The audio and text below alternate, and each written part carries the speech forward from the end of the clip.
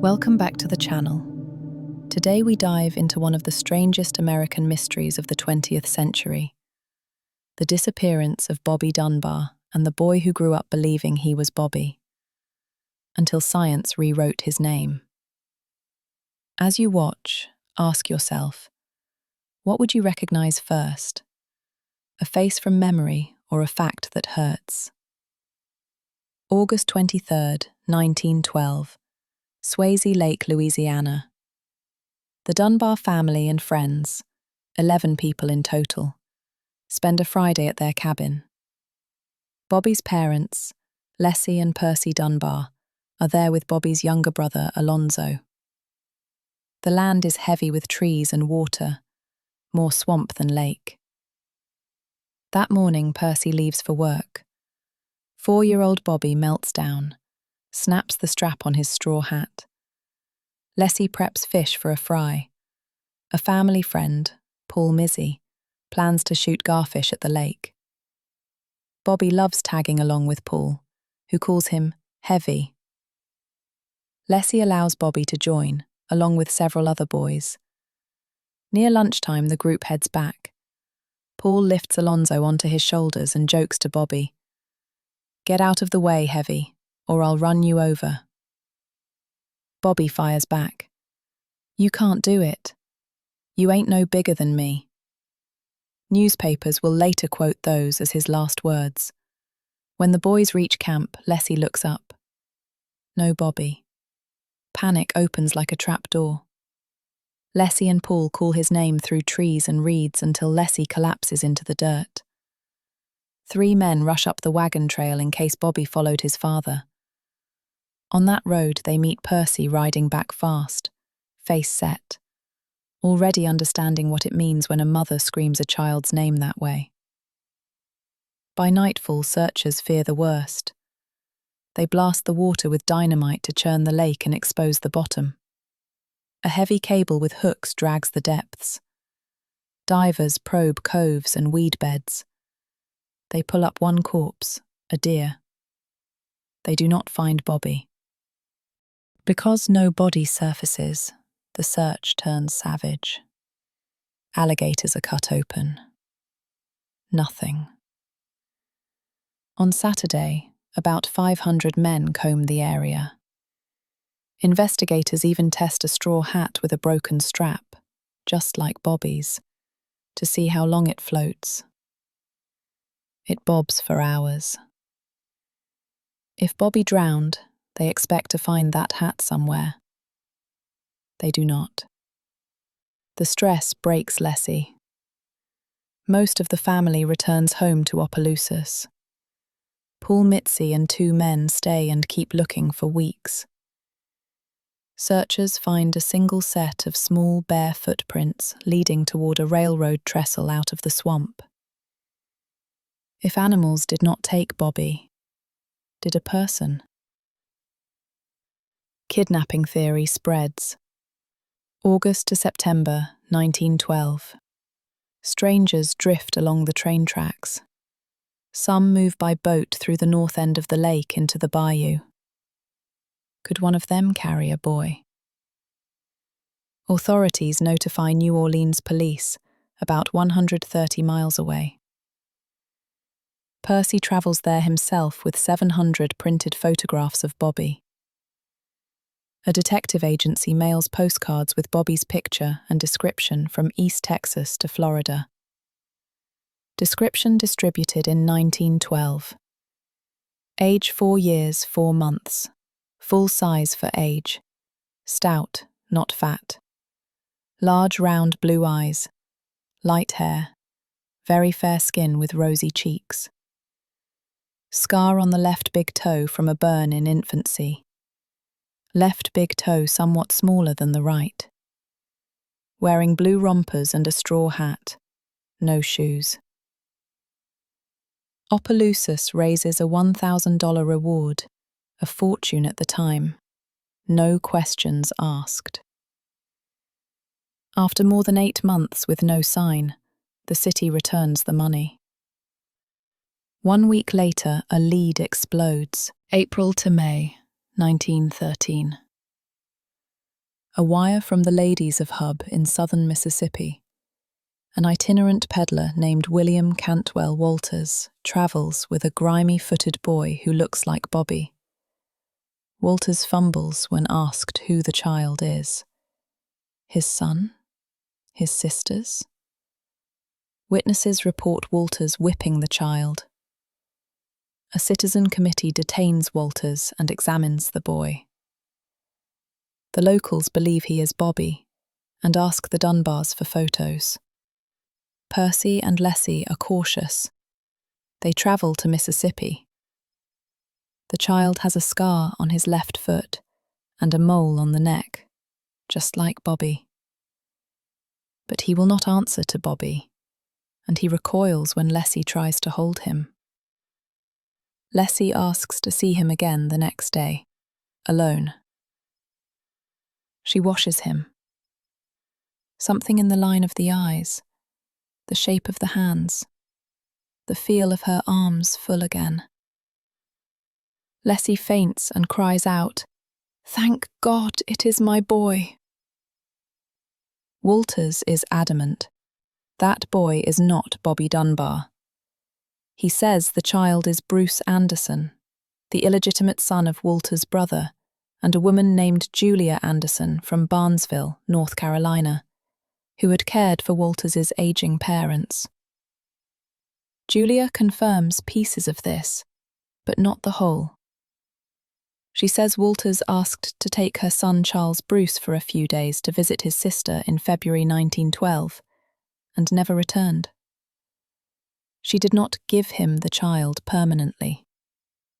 Walters counters in letters to the Dunbars, warning them they will cause his death if they insist the boy is Bobby.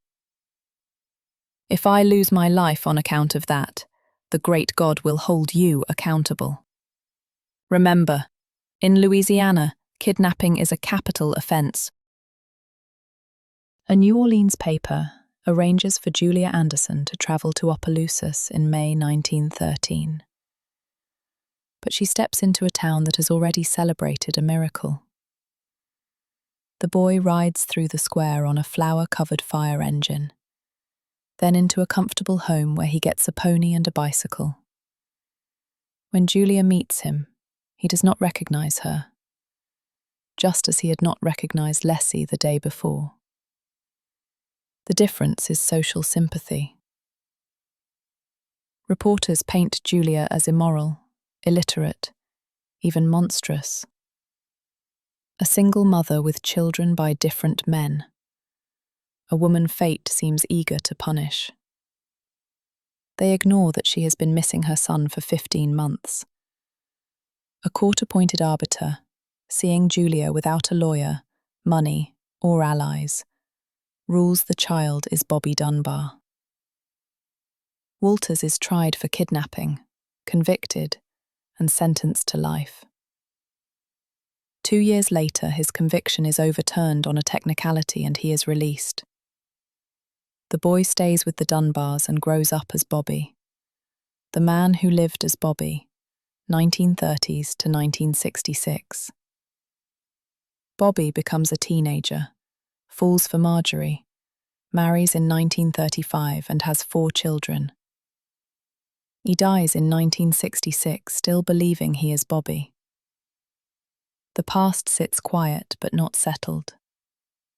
The names are set on paper. The questions smoulder. 1999 to early 2000s. In 1999, Bobby's granddaughter, Margaret Dunbar Cutright, inherits a scrapbook. 400-plus clipped articles. A time capsule of praise, scorn, and uncertainty. She notices the contradictions fast. In one article, Leslie recognizes Bobby at once. In another, she says, "I am not quite sure." Early reports say the boy does not look like their son. His eyes seem smaller. Some papers report the boy fails to recognize his father, his mother, even Alonzo. Cutright reads how reporters vilified Julia Anderson and wonders how history's volume knob got turned. Then a cartoon from 1913 chills her. 50 years from now. A bearded grandfather sits with a boy. "Grandpa, do you think we'll ever know for certain what our right name is?" She realizes she is now the grandchild asking that exact question. So the family considers DNA. Bobby Dunbar Jr., the son of the man who lived as Bobby, agrees to test against a male descendant of Alonzo, Bobby's documented brother, to see if the Y chromosome lines match. It's a painful choice. Some relatives say the truth only guarantees loss. The result lands like a hammer. No match. Genetically, the man who lived as Bobby Dunbar is not a Dunbar. The test does not, however, prove he is Bruce Anderson. A direct comparison to Anderson descendants never becomes definitive in the public record, though members of Julia's family are open to it. Even without that second half, the first half is enough to redraw the map. The Dunbars raised someone else's child. Bobby Jr. absorbs it with grace. My intent was to prove we were Dunbars. The results did not turn out that way. I had to readjust my thinking. I would do it again. And there's one more quiet voice. As a teen, Bobby Jr. once asked his father how he knew he was Bobby. His father answered, "I know who I am, and I know who you are, and nothing else makes a difference." It is both true and not. Identity can be love. Identity can also be paperwork, lineage, and a mother left out in the cold. What happened to the boy who disappeared? The DNA settles who the found boy was not. But it does not tell us what happened to the lost one, the real Bobby Dunbar at Swayze Lake. Theory 1. Death by water or animal. Searchers blasted the lake, dragged hooks, cut open alligators. They found no body, clothing, or hat. The straw hat test suggested a hat would float for hours. If Bobby drowned, the hat likely appears. It does not. This theory explains the immediate panic, but struggles with the absence of physical traces. Theory 2. Stranger abduction.